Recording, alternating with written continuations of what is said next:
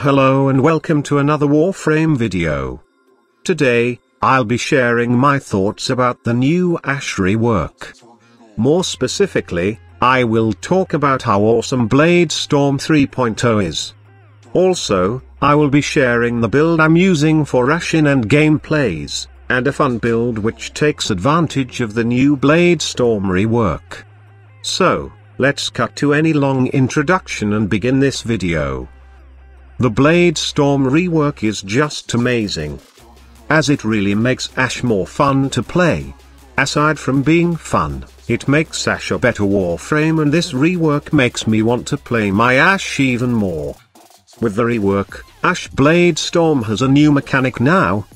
Upon activating Bladestorm, Ash's clones will do the stabbing, leaving the player free to act. Ash can choose to join in the execution by using teleport on a marked enemy. Even more better, the rework also brings reduced energy cost for Bladestorm, 12 energy when visible, while 6 energy when invisible. And this can be lessened with efficiency mods to make it more energy efficient. Another amazing thing about these rework is now, you have more options to kill the enemies.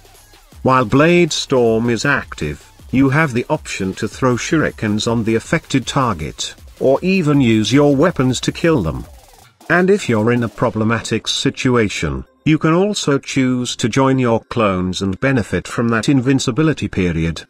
It's really an amazing tweak for this ability, and I like it so far. I can really say that Ash is now the ultimate ninja in Warframe, as his kit truly represents what a true ninja is. Stealthy and deadly.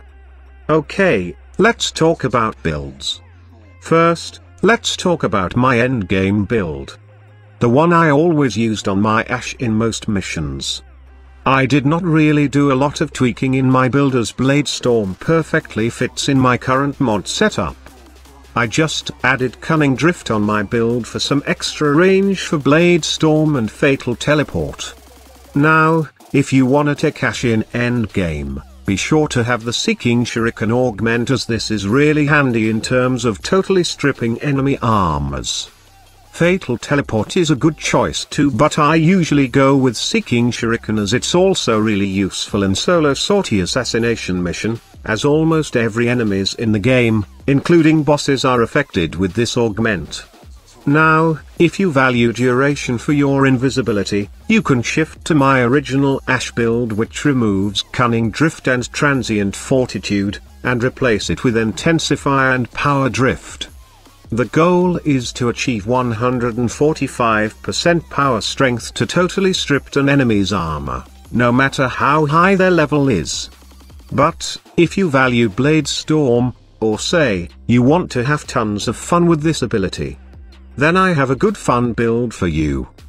I know some of you may be using silent mid-range, to close range weapons with your Ash, but for me, I like to use a sniper rifle aside from my trusty daggers, or, well, not for the purpose of taking down opponents in long distance, but for this.